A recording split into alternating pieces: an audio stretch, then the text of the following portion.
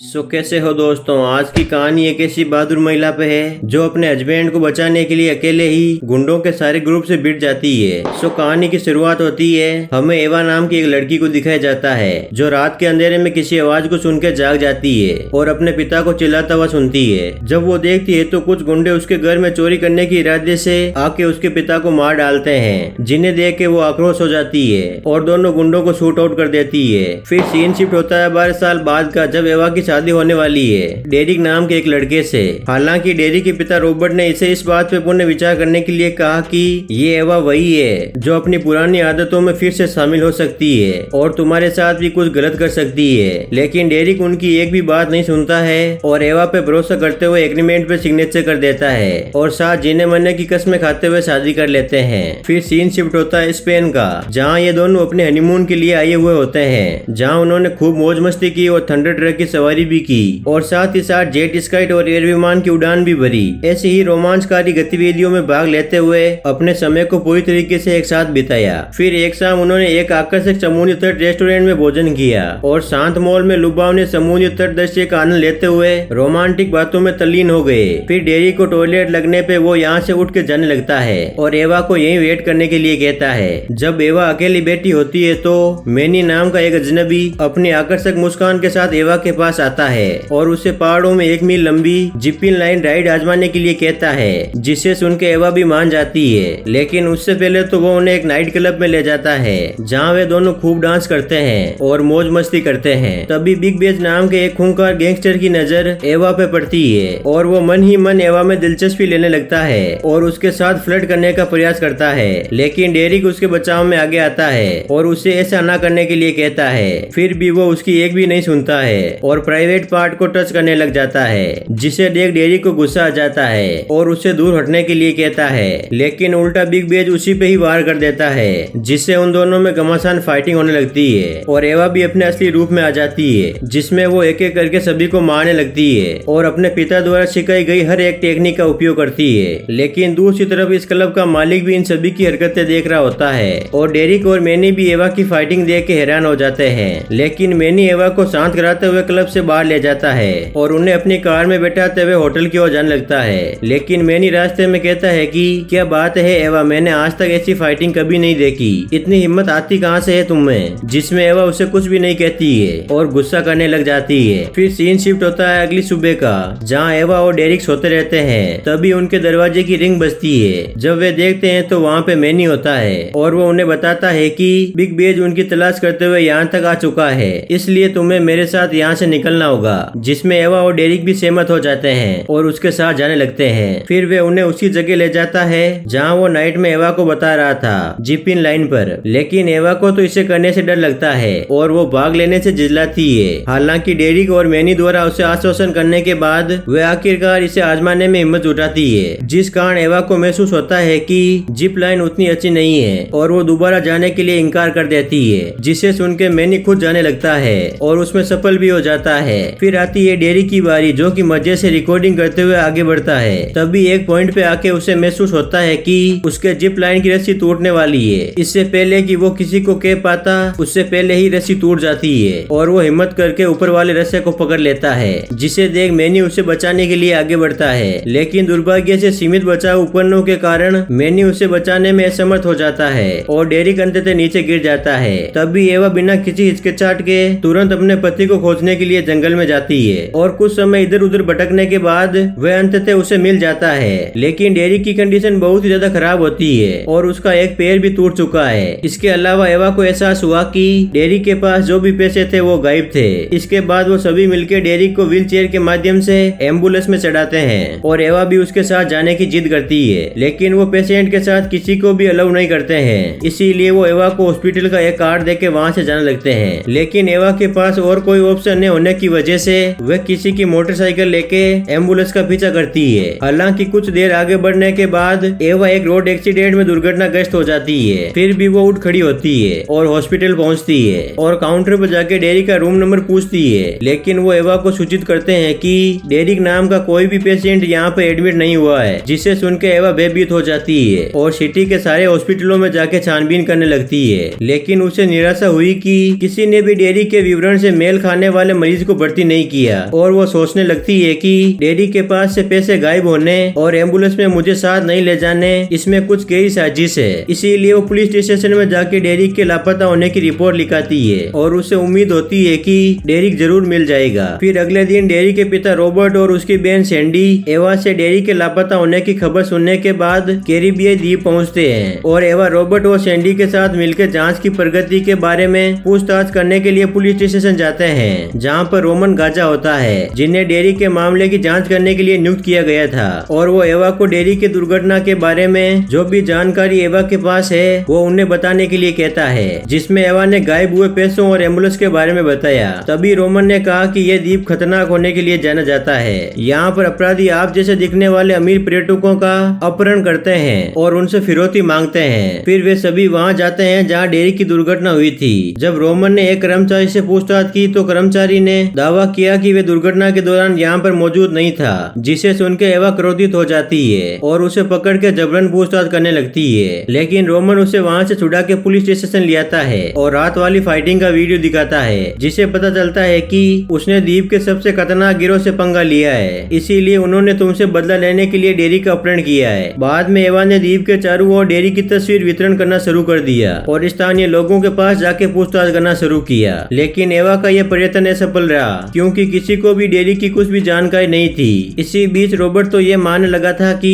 Derek के लापता होने के लिए एवा उसकी जिम्मेदार है और वह एवा से डेरिक का मुआवजा मांगता है। इस आरोप ने एवा के दुख और गुस्से को और भी ज्यादा गहरा कर दिया और उसे गलत तरीके से दोषी ठहराया जा रहा था। इसीलिए एवा ने डिसाइड किया कि वह अकेले ही डेरिक की जांच करेगी। इसीलिए उसका पहला कदम जिप लाइन में जाके जॉनी से पूछताछ करना है। जब वह जॉनी से फिर से पूछती है तो वो फिर से भी वही गलत जवाब देता है। इसीलिए एवा गुस्सा होकर जॉनी को जिप लाइन के बीचों बीच ले जाती है और उसे सच बताने के लिए कहती है, वरना यहीं छोड़ देने की धमकी देती है, जिससे जॉनी डर के उसे सारा सच बताने लग जाता है और कहता है कि मैंने रोमन की पूछताछ के दौरान झूठ बोला था और उसे गैंगस्टरों द्वारा दी गई धमकी और खिलाई गई पैसों के बारे में बताता है और कहता है कि उन्होंने मुझे धमकी दी थी कि यदि हमारा काम नहीं किया तो हम तुम्हारे जिप लाइन को तोड़ डालेंगे। और एवा भी ये सारी रिकॉर्डिंग करके रोमन को दिखाती है और उससे कुछ एक्शन लेने की मांग करती है। लेकिन रोमन उल्टा इसी को ही गुनहगार मानने लगा था क्योंकि एवा ने जबरन जॉनी को मौत के मुंह में ले जाके पूछताछ की। इसीलिए रोमन अपने सिपाहियों को एवा को गिरफ्तार करने के लिए कहता है, लेकिन एवा उल्टा उसी को दो डालती है और यहाँ से भागने की कोशिश करती है। लेकिन ज्यादा सिपाही होने के कारण वो यहाँ से भाग नहीं पाती है और पकड़ी जाती है। फिर रोमन ने एवा को इस द्वीप को छोड़ने के लिए कहा और कहा कि हम यहाँ रह के डेरी की तलाश करेंगे और जो भी जानकारी मिलेगी उसे तुम तक प्रोवाइड कराएंगे।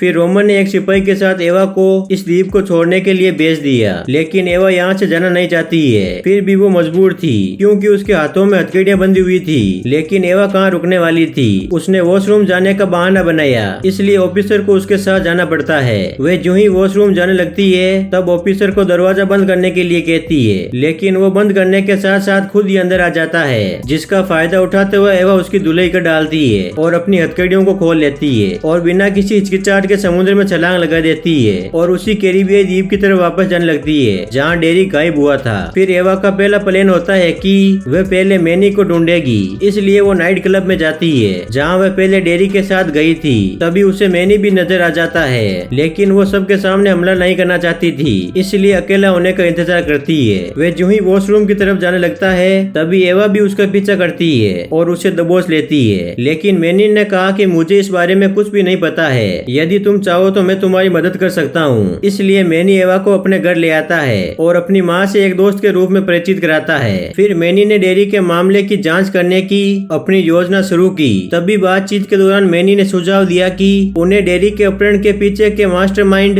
उमेर और अन्य एम्बुलेंस ड्राइवर को ट्रैक करने की जरूरत है। फिर अगले दिन मैनी एवा को उस जगह ले गया जहाँ पे उमेर की जानकारी हासिल की जा सकती है और वहाँ पे उन्होंने जानकारी लेने की बहुत कोशिश की, लेकिन कोई भी महत्वपूर्ण सुराग हाथ नहीं लगा। फिर एवा की नजर दीवार पे लगे एक पोस्टर पर गई जो कि हुबहू एवा के पास रखे पोस्टर चिन्ह से मिलता है, जो कि उमेर की फोटो के साथ था और ये चिन्ह एवा ने एम्बुलेंस ड्राइवर के हाथ पे भी देखा था, जिसे देख उन्हें एक उम्मीद जगती है और मैनी लोगों के बीच जाके और ज्यादा जानकारी लेने लगता है, जिसमें उसने पाया कि यह चिन्ह स्थानीय लड़ाई का प्रतीक है। तभी एवा की नजर उस ड्राइवर पर पड़ती है जो कि उस फाइटिंग स्थान से बाहर आ रहा था और एक महिला के साथ कार में बैठ के वहाँ से जाने लगता है। तभी एवा भी उसका पीछा करते हुए आगे बढ़ती है और मैनी को अपनी लोकेशन देती है। फिर एवा ने ड्राइवर को अकेला देख के उस पर अटैक कर दिया और उसे धमकी दी कि अगर उसने ये नहीं बताया कि डेरी के साथ क्या हुआ है तो फिर मैं तुम्हें और तुम्हारे साथियों को मार डालूंगी। जिसे डर के ड्राइवर उसे बताता है कि इन सब के पीछे उमेर का हाथ है, वही तुम्हें सब कुछ बता सकता है। फिर एवा ने उमेर को कॉल करने के लिए अपने फोन का इस्तेमाल किया और कुछ देर वेस्ट करने के बाद उमेर अपने सहयोगी के बारे में चिंतित होके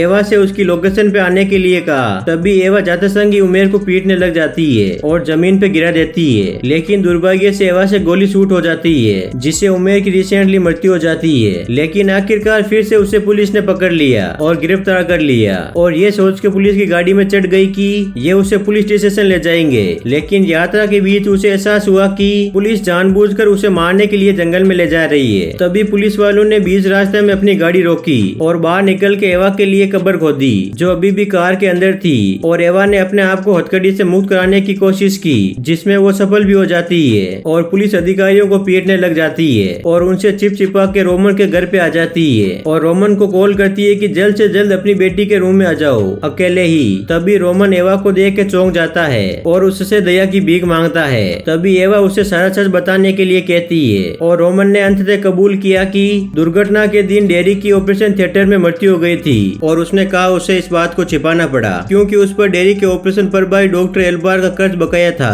जिसने अतीत में उसकी बेटी की जान बचाई थी। ये सब बताने के बाद रोमन ने एवा के प्रति दोषी महसूस किया और कहा कि तुम जो भी सजा देना चाहती हो वो मुझे मंजूर है। इसलिए एवा ने उसके सामने दो चॉइस रखी, एक तो चाकू से मरने की और एक गन से मरने की। इसलिए ऑफिसर ने दूसरी चॉइस चुनी और अपने आप को शूट कर लिया। फिर एवा मनी के पास पहुंची क्योंकि उसे इस तथ्य को स्वीकार करना पड़ा कि डेरी की मृत्यु हो गई है और ये जानकर मैनी ने उसे सांत्वना देने की कोशिश की। फिर अगली सुबह एवा ने डिसाइड किया कि मैं हॉस्पिटल में जाके डेरी के हथियारों से बदला लूंगी। इसलिए उसने पहले उस काउंटर महिला पे हमला किया जिससे उसने झूठ बोला कि डेरिक नाम के पेशेंट को यहाँ पे एडमिट नहीं किया गया है और उसे मार के उसी की कार की डिग्गी में डाल दिया और उसकी आईडी कार्ड से हॉस्पिटल में एंट्री ली। फिर एवा डायरेक्ट एल्बार के कमरे में गई जहाँ पे वो अपना काम कर रहा था। वहाँ जाके एवा ने प्लास्टिक पन्नी से उसका मुंह लपेट लिया और डेरी के शरीर के साथ क्या हुआ इसके बारे में उससे पूछताछ की जिसमें एल्बार ने उसे सीसीटीवी देखने के लिए कहा। जब एवा ने सीसीटीवी देखा तो उसे डेरिक नजर आया, वो भी जीवित और उसके साथ इस द्वीप का सबसे पावरफुल गैंगस्टर लुगो भी था जो उस बार का ओनर है जो उसे ऑपरेशन रूम में ले जा रहे थे।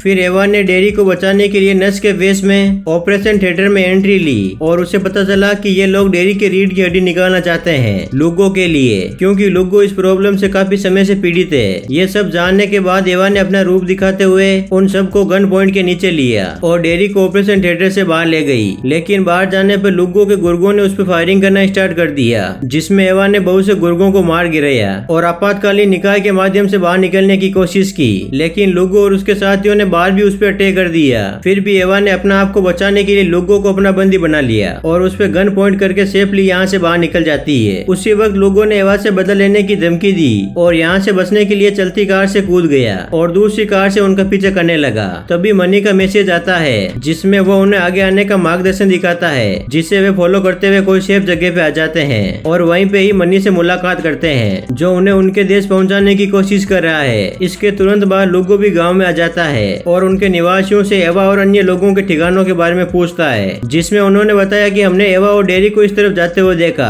इसलिए लुगो के गिरोह ने मैनी के घर को चारों ओर से घेर लिया और एवा और डेरिक ने उनसे लड़ाई की और अंदर आए हुए बदमाशों को मार गिराया। तभी अंततः एवा को लोगों को सामना करना पड़ता है और उसी वक्त पुलिस भी आ जाती है। इसलिए एवा को इन सब से बचने के लिए लोगों को फिर से अपना बंदी बनाना पड़ता है जिस कारण लोगों पुलिस से कहता है कि इन सब को जाने दे। तभी उसी वक्त बिग बेज आ जाता है और उन सभी को परेशानी पैदा करने से रोकने के लिए कहा क्योंकि इससे पर्यटकों का नुकसान हो सकता है जो स्थानीय लोगों के लिए बहुत ज्यादा इम्पोर्टेंट है। तभी एवा को भी शांति से चाकू देने के लिए कहा और वे भी मान जाती है और उसे दे देती है। तभी बिग बेज ने सभी स्थानीय लोगों को अपनी आंखें बंद करने के लिए कहा और लोगों को मौत के घाट उतार दिया और एवा और डेरिक को तुरंत इस द्वीप को छोड़ने के लिए कहा और पुलिस वालों को भी यहाँ से जाने के लिए कहा। अंततः सारी मुसीबतों से छुटकारा पाके एवा और डेरिक अपने देश निकल जाते हैं। सो इसी सस्पेंस के साथ ये कहानी यहीं पे समाप्त होती है।